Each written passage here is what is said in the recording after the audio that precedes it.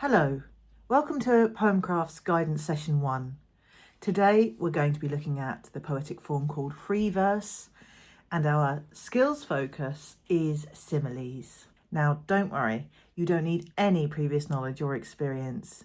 The only aim is to notice how comparing one thing to another can make writing more vivid. And don't let the term simile worry you, it's just the name given to a certain type of comparison in literature. In fact, we often use similes in everyday life. So you might say, they're as busy as a bee, or they're as quiet as mice, or this room is hot, it's like an oven. Now, poets use comparisons, similes, but they choose very carefully so that they can focus the reader's mind on a specific image or a specific feeling more closely.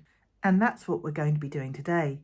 We're going to be looking at how some poets use language to create vivid imagery, including comparisons, and you're going to be creating some of your own. There's no perfect way of working through today's booklet, but if you've got yours handy, I'll show you one way of going through it. Here is Guidance Session 1 for Poemcraft. So I make no apologies for it being quite low tech because I want you to see me doing it just in the same way that you will be doing it. Don't worry, we're going to go through this together, and each of the Poemcraft work booklets, they have the same layout and the same structure.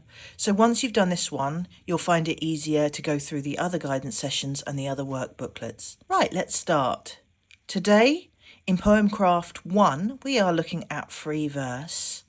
And our poetic skills focus is imaginative language, especially similes. Don't worry about any terms that you're unfamiliar with or forgotten. Don't worry about any of that. I'll explain all of those things in the booklet or in the guidance session.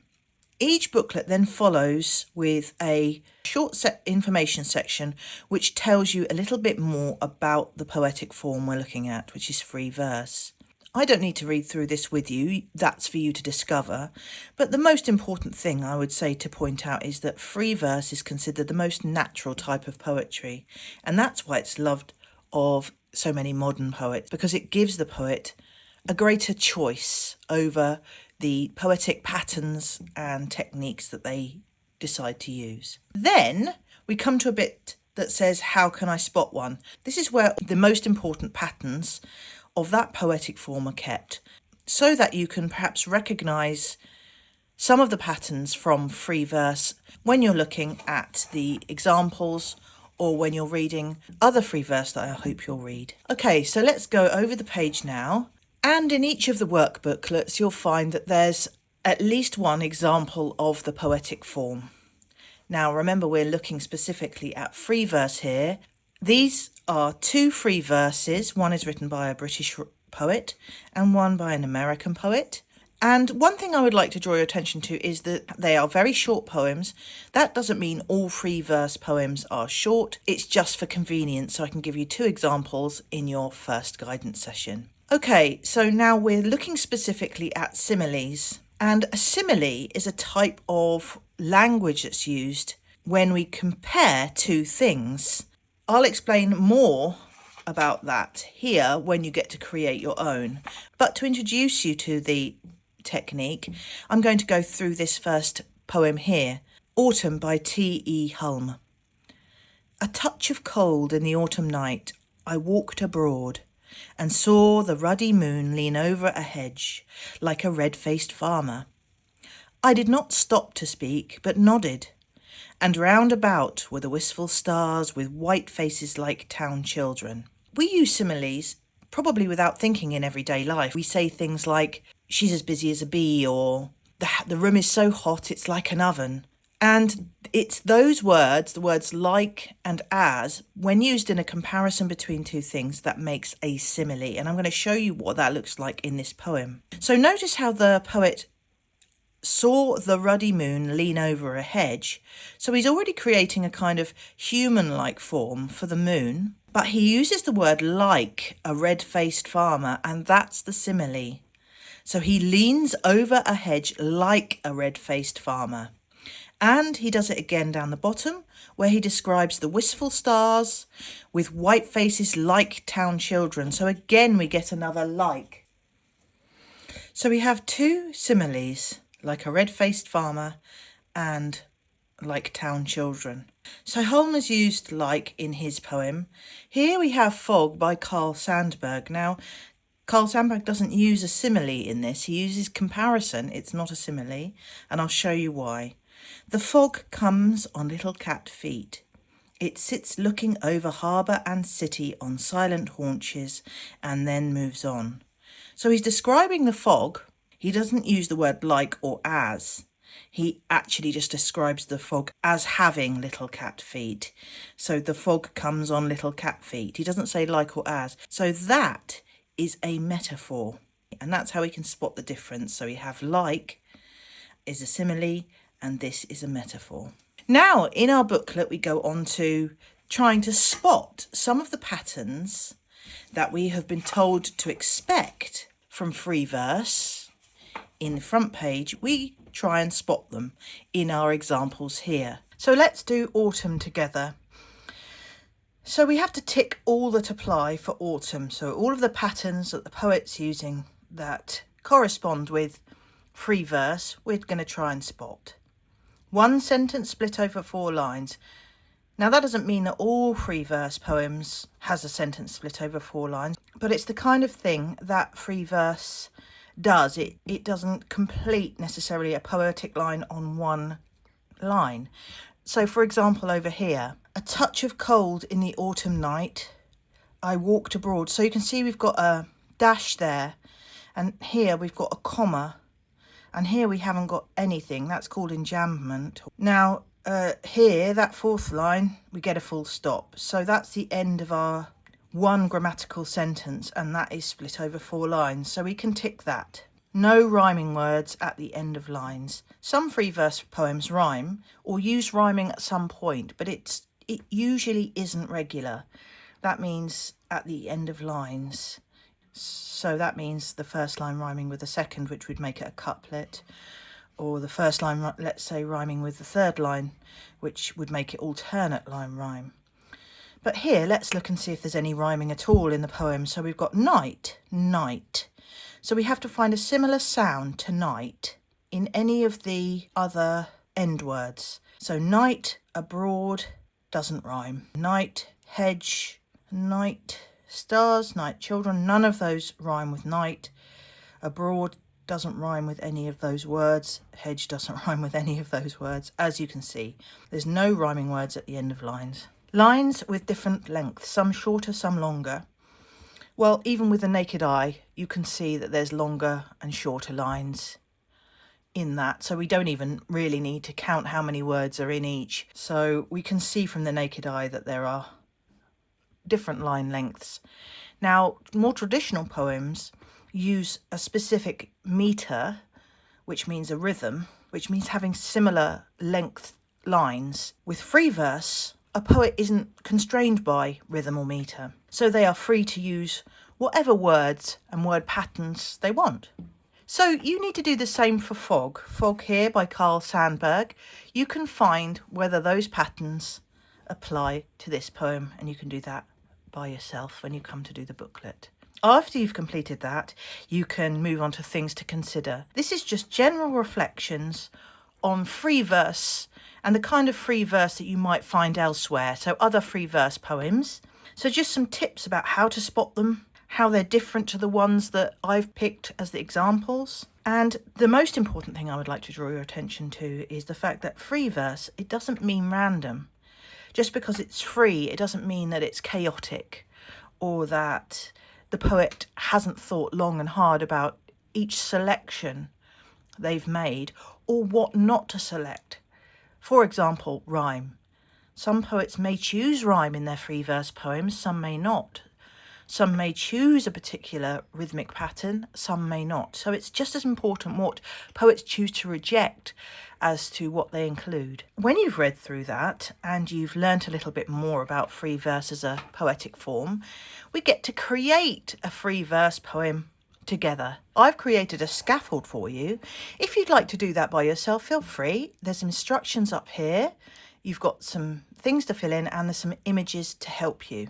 But if you'd like a little bit more guidance, then stick around, we'll do it together. Now, first of all, we've got a title. I would recommend not completing the title until you've decided what you want to include here. And I'll show you the choices that you could make and how you could make this your own. You can, of course, write your name so that you can take ownership of it before we start. But we are going to focus on similes, which is the comparison between two similar things and using the words like or as. Rather than reading it through and leaving blanks, we'll just work through it together. So these groups of lines here, we're going to work through. I'll show you how you can use the images and how you can change the poem to make it more of your own. So starting with the first stanza. Today my head feels empty. Nothing sticks. Names and faces flow through my mind like a... Now I've given you the image of a sieve, so I'm going to use that to start us off. You can put colander if you prefer, because I'm not choosing to use rhyme and we're focusing on the simile. So the image I'm trying to create is someone who can't keep anything in their heads today. Names and faces flow through my mind like what? Now you could take out a, so they flow through my mind like, let's say, water. Because water gushes through things and has a sort of cleaning effect. Now let's move on to the second stanza. Am I sad or mad? Tired or wired? Who knows? All I know is that when I try to focus on one thing, it slips away as if my thoughts are walking on, and I've got the image ice here. So I'm going to put that in before we reflect on a few things inside that stanza. We can see that that line is split over two lines, and that's intentional. We break the line here so that the reader is forced to say thing a little bit more with a little bit more stress, and it makes it interesting to read and it makes thing more important. Also, you can see here I've used some rhyme in this. Sad or mad, those words rhyme. Tired, wired rhyme. But it's not what we'd call regular, which means at the end of the poetic line, it's inside the line. Technically, that's called internal line rhyme. It doesn't repeat elsewhere. So it's rhyme, but it's irregular. It's not regular. So that adds a couple of things for you to think about when you're looking at free verse in the examples inside this booklet or elsewhere when you come to read your own free verse poems. So let's complete the simile at the end of this stanza. It slips away as if my thoughts are walking on ice. So you can see that there's the simile there. Walking on ice. My thoughts are walking on ice. It seems as if the person who the poem is about's thoughts are, slippery. But as before, you don't have to stick with that image. So we can get rid of walking on and we can go with another image. What we want to focus on is something that slips. Now you could say something funny like walking on banana skins.